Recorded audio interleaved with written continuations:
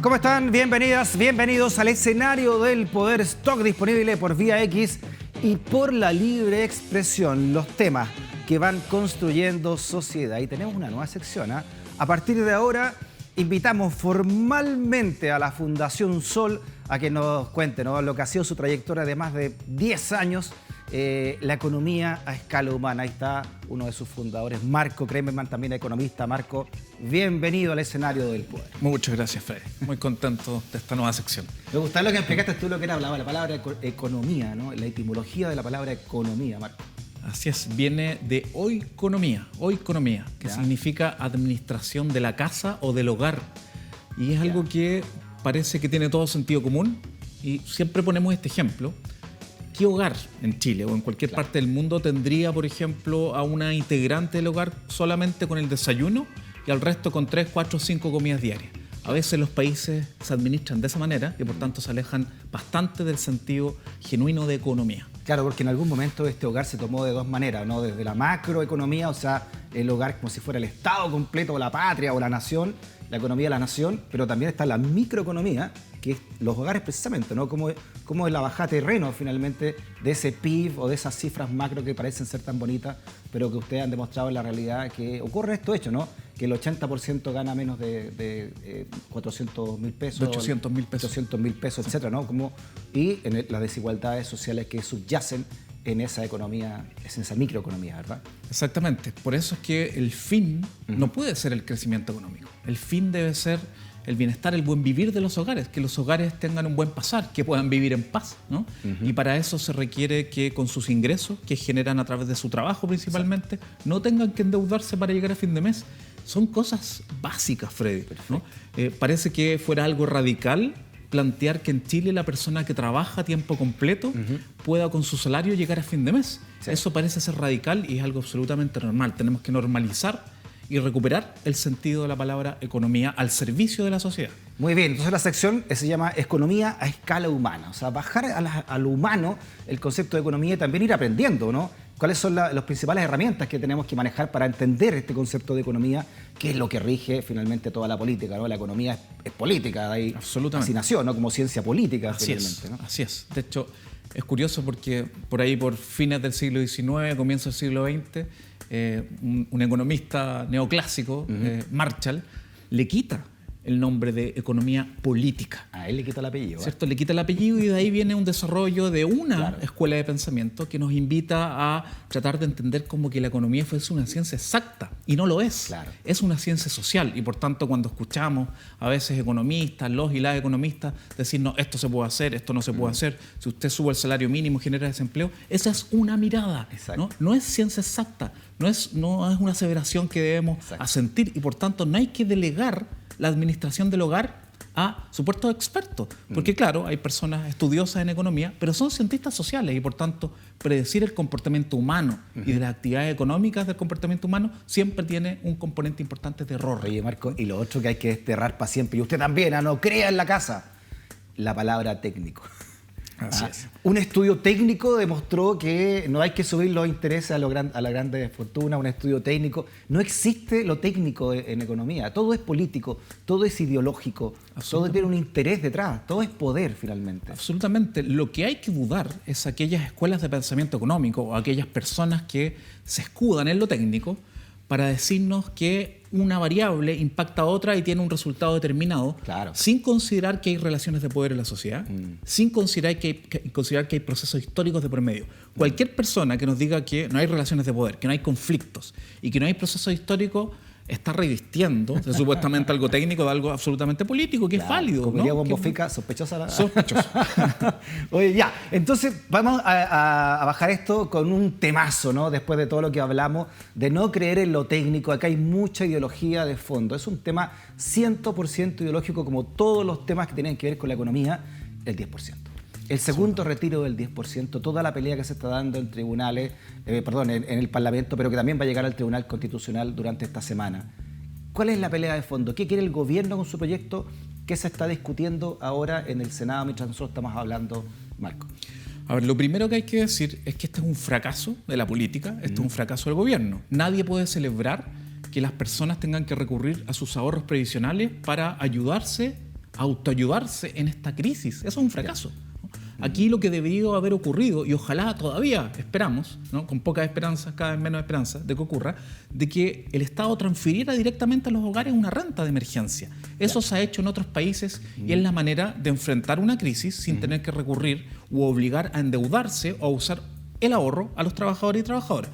En ese escenario, ¿no? Dado que no han llegado las ayudas suficientes, a destiempo, focalizadas, etc., ¿cuál es el escenario que se plantea? Una iniciativa desde el Congreso, ¿no? De un conjunto de diputados y diputadas que dicen haber un segundo retiro de los fondos de pensiones que no considere que las personas que tengan que reintegrar el dinero, que sea pagado en un plazo hasta 30 días, incluso en el Senado se bajó hasta en un plazo de hasta 15 días, en una sola cuota, con un monto mínimo de cerca de 1 millón de pesos, 35 UF, para las personas que en su cuenta individual tienen menos de 1 millón, pueden retirarlo todo, y con un monto máximo de 150 UF, 4.300.000 pesos para aquellas personas que tienen más de 43 millones en su cuenta individual, que podrían retirar el 10%. Exactamente. Entonces, sin reintegro, en una sola cuota, con un plazo máximo de hasta 30 días, incluso el Senado lo bajó a 15 días y con un mínimo de 35 UF o 1 millón, o lo que tenga en su cuenta individual, y un máximo de 150 UF para cualquier persona y sin pagar impuestos. El gobierno recurre al Tribunal Constitucional, lo cual es bastante curioso, los constitucionalistas podrán explicarlo mejor que yo, que es una reforma constitucional, la lleva por inconstitucional al Tribunal Constitucional. Eso, como decía, básicamente aduce que no son los quórum correctos, que hay un formalismo ahí que no se... Bueno, en fin. Exacto, pero escuchaba a un constitucionalista, Patricio Zapata, que decía que es inédito en la historia de las últimas décadas de que se lleve una reforma constitucional al Tribunal Constitucional por su inconstitucionalidad, parece un trabalengua, ¿no? ¿Y qué propone el gobierno? Porque junto con llevar este proyecto, esta moción de parte de los congresistas al Tribunal Constitucional para que no siga adelante, hace su propia propuesta, ¿no? Y la propia propuesta es como si se ha negado permanentemente a los retiros, como aparece con una propuesta de retiro. Eso es inconsistente, ideológicamente al menos, por decir algo. Lo que se llama un oxímoron. Así es, ¿no? Y es decir, el gobierno nos decía permanentemente, esto no son las políticas, tampoco ha generado una política contundente paralela, y adhiere a un retiro. Dice, nosotros no estamos en contra del retiro, pero queremos que el retiro sea bajo estas condiciones. En primer lugar, que pague impuestos para las personas que ganan más de 2.900.000 pesos. Primero lo que quiere el gobierno, hay un impuesto, ¿no? Así es. Y a eso se refería un poco la ministra del Trabajo, Saldívar, cuando decía, no queremos que a las personas que no lo necesitan, el Estado le regale. Miren, una frase muy mal diseñada, por decirlo elegantemente, ¿no? Sí, además desafortunada para su propio sector, que dice que esto es capitalización individual y que son tus ahorros, ¿no? Absolutamente. O sea, estamos llenos de contradicciones y es por eso que el sistema en su conjunto se está viendo amenazado. Entonces, que pague impuestos para las personas que cotizaban el mes anterior y tienen ingresos superiores a 100 UF, 2.900.000 pesos. Punto uno. Segundo punto, que tiene que ser devuelto el dinero por los trabajadores y trabajadoras que retiren. Es un préstamo, entonces. Es un autopréstamo. Tienes que devolverle a las AEP lo que son tus mismos fondos, tienes que devolvérselo a la AFP. Exactamente, y es un autopréstamo directo, no un autopréstamo contra pensión futura, sino directo. Y no está especificado de qué manera se va a devolver, vale decir, en cuántas cuotas. Lo único que se dice es que puede ser devuelto hasta que la persona se jubile, pero a través de una sobrecotización. Por ejemplo, en vez de cotizar obligatoriamente 10% de remuneración, puede tener que cotizar más, pero no se ha dicho cuánto más y en qué periodo de tiempo. Ahí hay una diferencia importante, porque lo que quiere el Parlamento finalmente que sea voluntaria esa evolución, y el gobierno lo está haciendo obligatorio. Así es, ¿no? Segundo punto. Y tercer punto, importante, tiene que ver con las cuotas. No sería en una cuota, sino en 2 cuotas. La primera cuota, donde se entregaría el 50% del retiro, serían hasta 60 días hábiles. Vale decir, esto quedaría con seguridad ya para el próximo año, ¿no? Y probablemente podría quedar para febrero, para marzo del próximo año.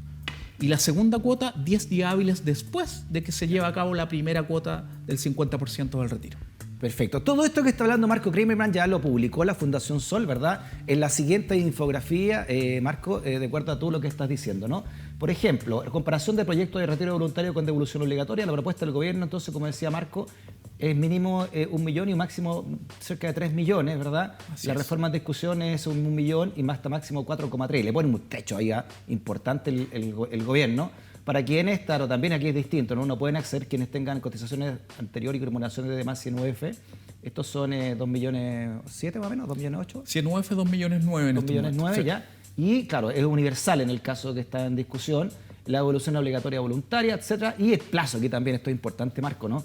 ¿Por cómo explicas tú este plazo?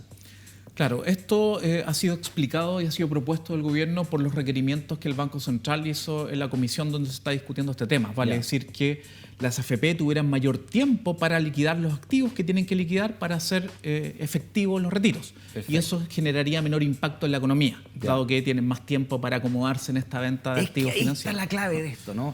¿Qué se está defendiendo realmente? Si se están defendiendo esto altruismo, ¿no?, de parte del gobierno, de que no te quedes finalmente con pensiones que ya sabemos cómo son, ya en la altura, o realmente si estamos defendiendo el dinero a los grandes grupos de poder, que son de donde tendría que sacarse esta plata fresca que nosotros le estamos entregando. Así es. ¿No? Y esa es por la lo que dice este plazo, en el fondo. Así es. Esta es la particularidad del sistema. Hay que insistir en aquello, ¿no? Este sistema ya no cumplió el objetivo básico de un sistema de pensiones. Y aquí no tenemos que andar discutiendo del mercado de capitales o de otros elementos. Aquí tenemos que discutir de pensiones. Un sistema de pensiones, aunque parezca de oikonomía decirlo, ¿no?, de administración del hogar, tiene que pagar pensiones. Ese es el objetivo. ¿Lo cumplió este sistema? No. ¿Lo va a poder cumplir en algún día, aunque cambiemos los parámetros? Nunca. Matemáticamente es imposible. Por tanto, ¿qué objetivo está cumpliendo? ¿Por qué subsiste, sobrevive después de 40 años? Porque su objetivo central ha sido capitalizar a los grupos económicos nacionales y en menor medida, aunque hay mucha plata también afuera, a los grupos internacionales que no necesitan tanto de estos fondos, pero sí los grupos nacionales en un mercado más pequeño como el chileno. Claro. Entonces hoy día las AFP administran casi 200.000 millones de dólares. Esto es equivalente al 80% del Producto Interno Bruto de Chile. El 55% aproximadamente está en Chile y un 45% en el extranjero. Y como lo vimos la semana pasada, acá se invierte en distintos grupos económicos: Mate, Luxich, Angelini, Ponce, Lerú, ¿cierto? Soquimich. Bueno, tú la semana pasada hablamos de que 4 o 5 grandes grupos se llevan, ¿cuánto?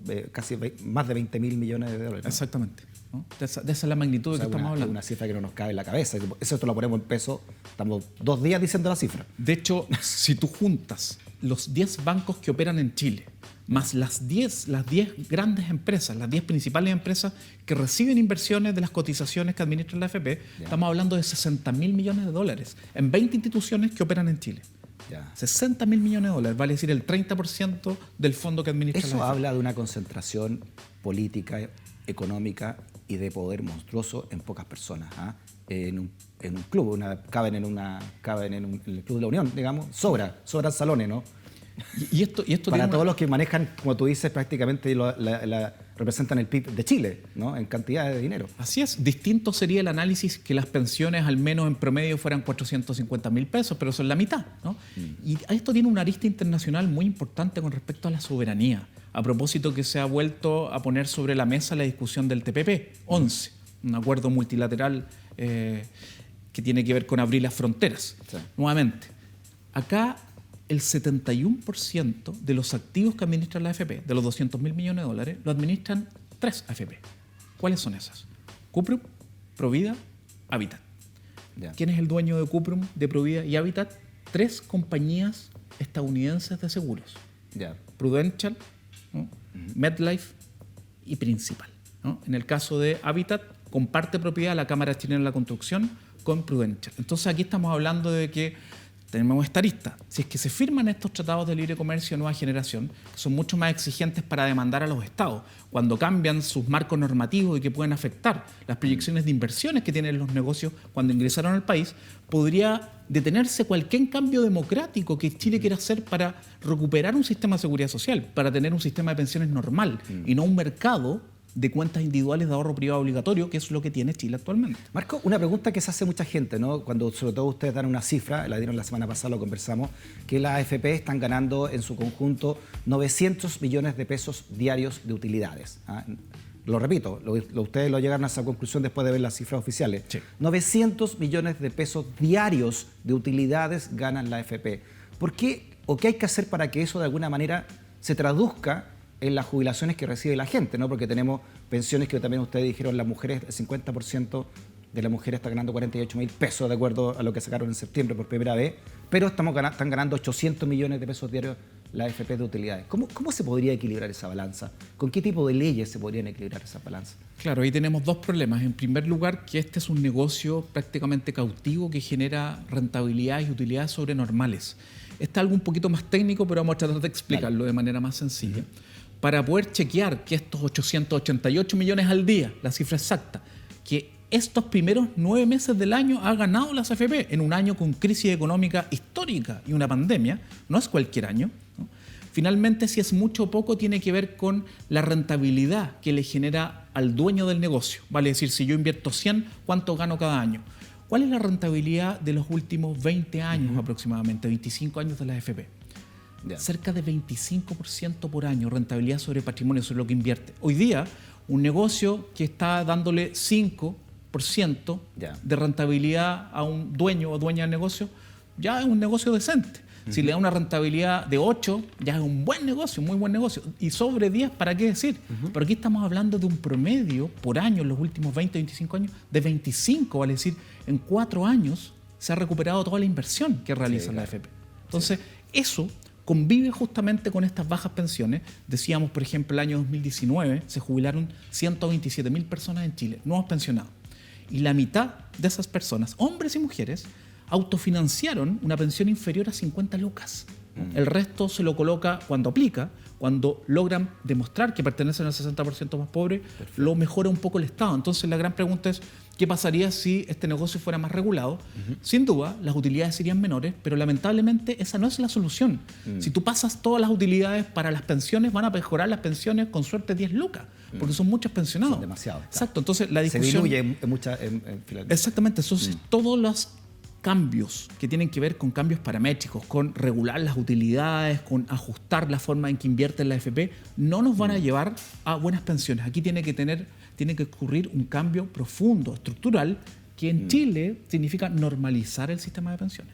Perfecto. Por ley, entonces, Marco, se puede solamente invertir, o la AFP solamente pueden invertir en grandes grupos económicos que le dan más seguridad, en el fondo, al dinero, ¿no? Ese es el espíritu de por qué no se puede invertir en grandes grupos económicos, pero entre medio de esta crisis, ¿no? Como dice Naomi Klein, se aprovechó esto para bajar esos umbrales y se aprobó una ley en el Parlamento, en el Senado, con votos incluso de la oposición, de senadoras y senadores de la oposición, para que ahora se puedan invertir en empresas más pequeñas. Entonces eso también beneficia, por ejemplo, no sé, a los retail u otras empresas, ¿o no? Exacto, es que fue una contradicción porque esto se discutió y se aprobó en el Senado en plena discusión del primer retiro. Claro. Oye, el primer retiro era un llamado de emergencia de los hogares, por favor, ayúdennos, déjenos ocupar nuestro ahorro, algo indigno y humillante. Claro. Déjenos ocupar nuestro ahorro para ayudarnos en esta crisis. Y se les decía, no es una buena política, no te voy a dar otra política, no te voy a transferir directamente y tampoco quiero que saques tu ahorro.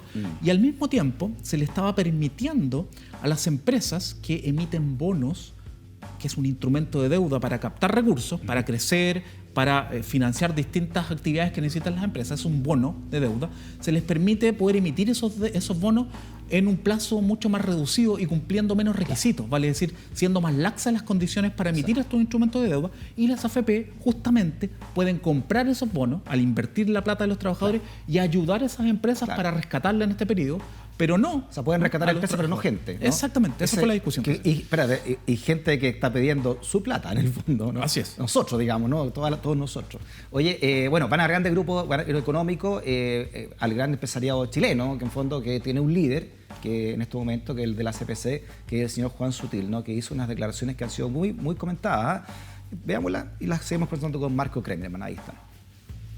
Hay una crítica injusta, pienso yo, porque efectivamente el ingreso familiar de emergencia y todos los subsidios que el Estado ha gestionado finalmente han sido gestionados con la debida diligencia, con la demora habitual, dentro de la demora habitual del Estado, con la urgencia que corresponde, y creo yo que las familias han sido beneficiadas.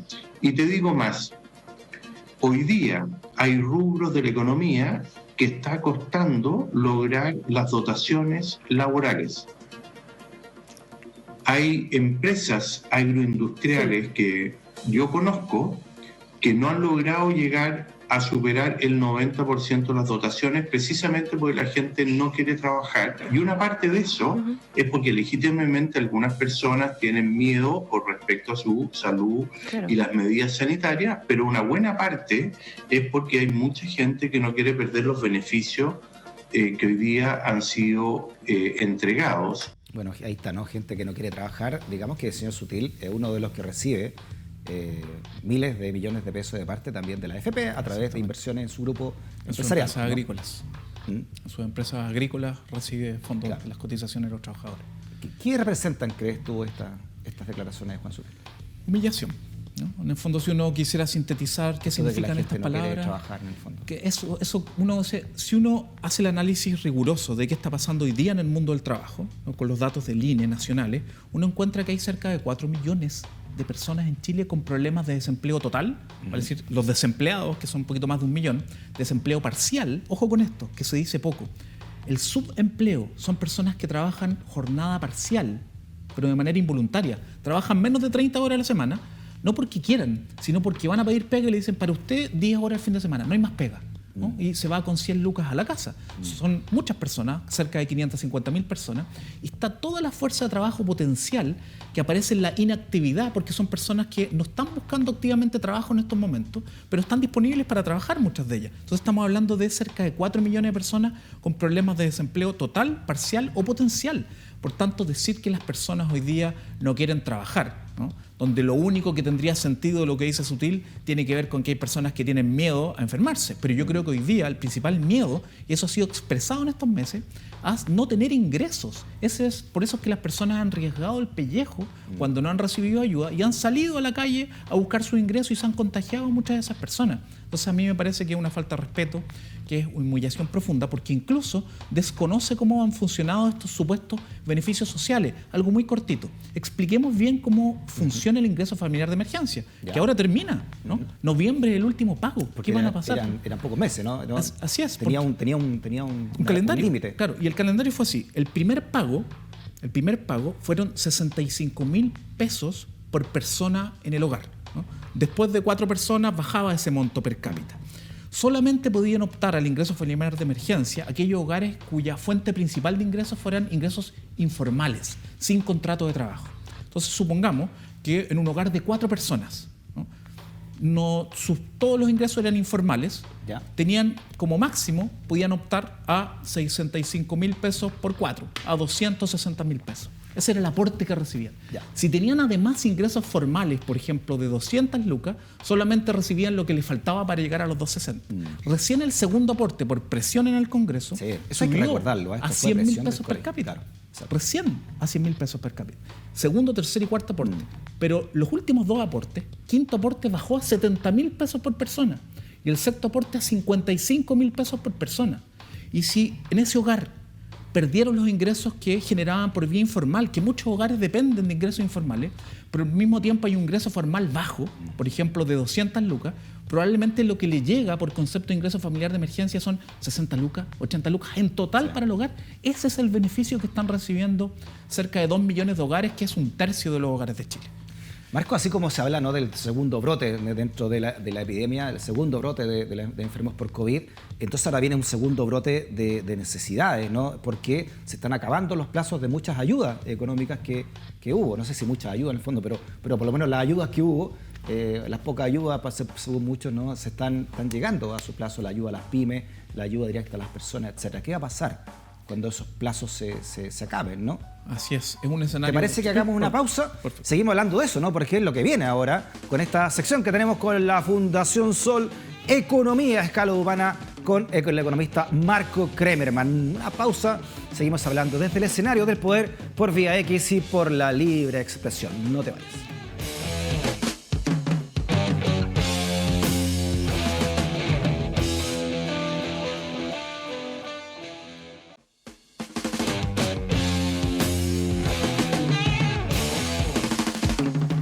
Muy bien, estamos con la Fundación Sol, con uno de sus fundadores, el economista Marco Kremerman, hablando. Esta sección comienza aquí también en el escenario del poder en Stock Disponible, aprendiendo economía. Economía a escala humana, como se llama la sección, Marco. Hablamos, ¿no?, de este segundo brote que viene ahora en términos económicos, ¿no? cuando se acaben los límites que se le puso a esta ayuda de parte del Estado. Ahora, yo creo que el segundo brote económico ya está, ¿no? Ya está ocurriendo. ¿Por qué? Porque lamentablemente, a pesar de que se han ido reabriendo las comunas lentamente, las personas arrastran un problema de desempleo que no solo de esta pandemia, sino que viene de antes. Aquí la precariedad y los problemas de desempleo vienen de hace muchos años atrás.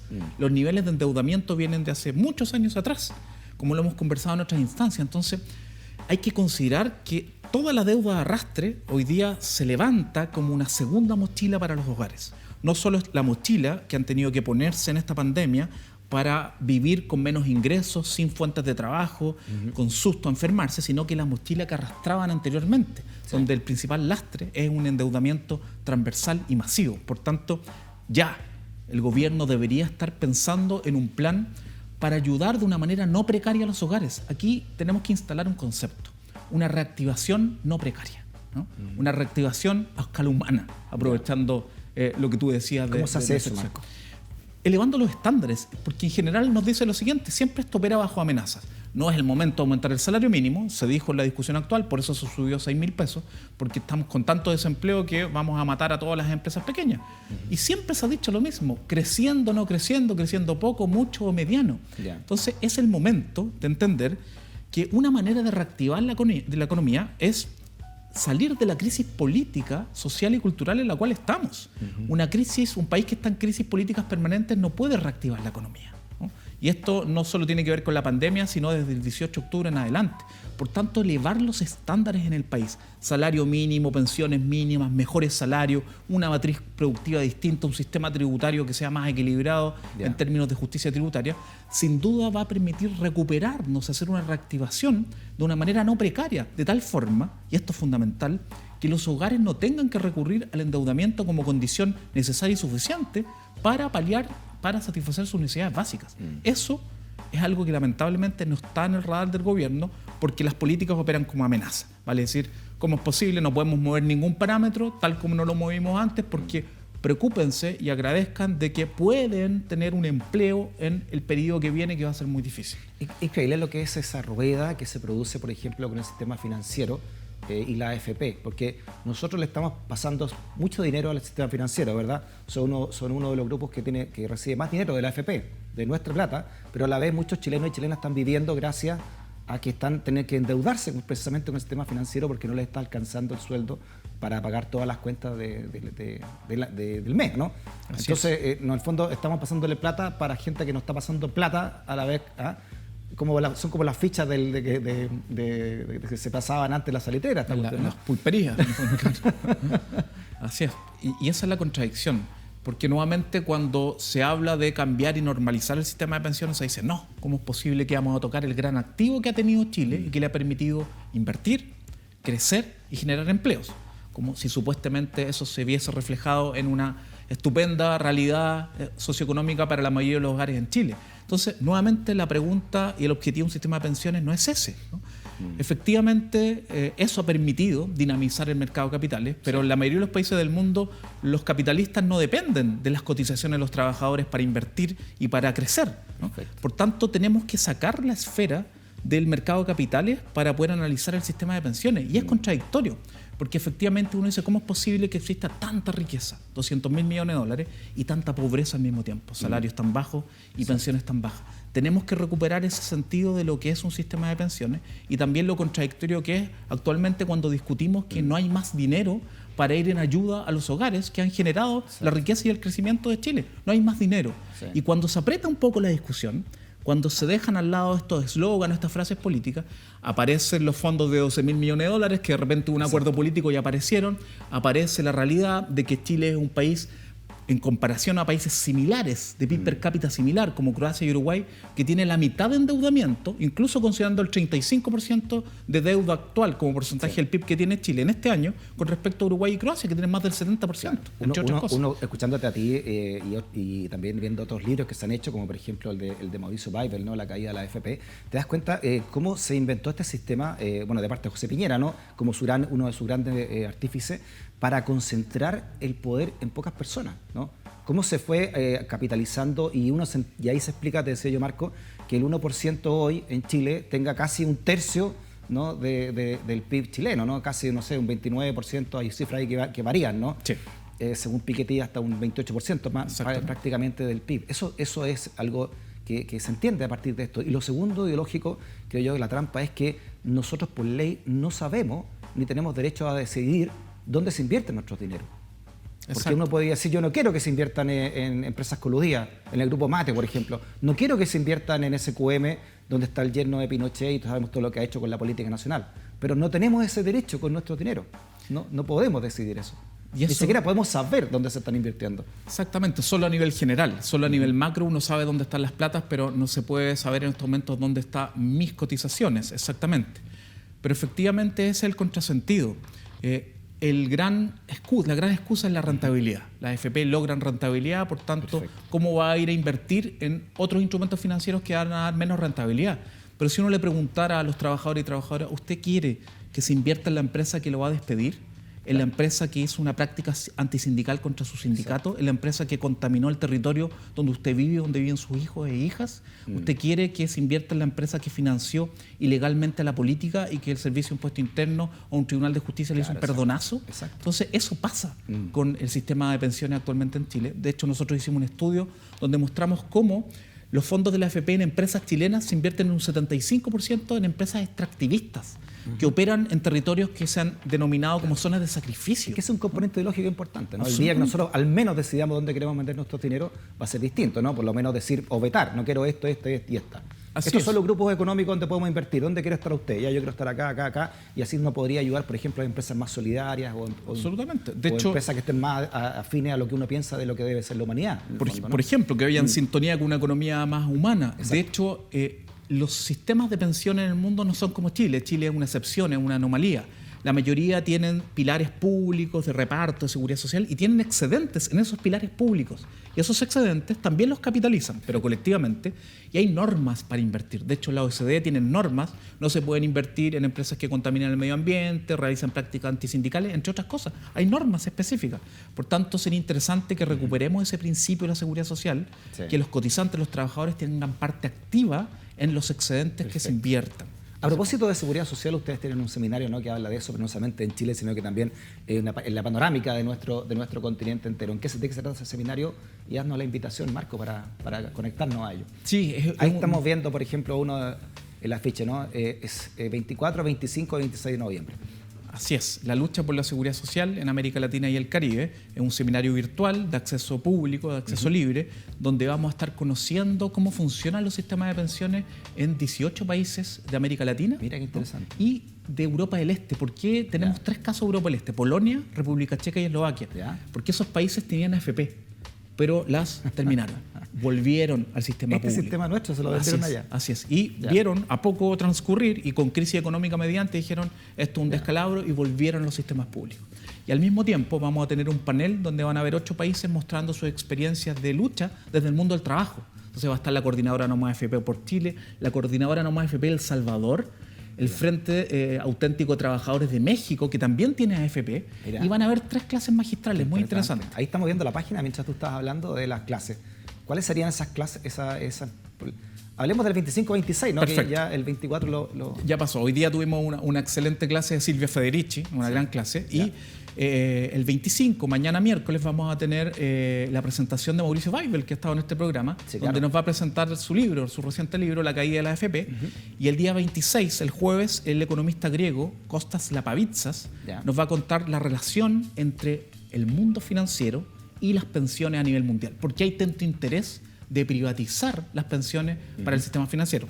En Chile lo podemos contestar fácilmente. Perfecto. Todo esto vía streaming, obviamente, no presencial, pero se puede uno inscribir. ¿Cómo son las inscripciones? Uno se inscribe en la página de la Fundación Sol, pero también se puede conectar al Facebook de la Fundación Sol o al YouTube y se puede ver libremente el seminario. Perfecto, Marco. Varios temas todavía están ahí. Vamos a hacerlo todo esto en la semana. Quiero saber, por ejemplo, ¿qué es lo que es una pyme en Chile, ¿no? La pyme es como la clase media. Todos quieren ser pyme por algo, ¿no? Pero hay empresas que uno dice, bueno, esta cantidad de UF, de miles de UF al año, ¿cómo van a ser pyme? Y se comparan con, no sé, alguien que tiene un supermercado chiquitito o o tiene un almacén. Un almacén. Todos esos conceptos los vamos a hablar contigo, Marco, semana a semana en Economía Humana con la Fundación Sol. Economía a escala humana. Gracias, Marco. Que estés bien. Muchas gracias. Chao. Que estés muy bien. Chao.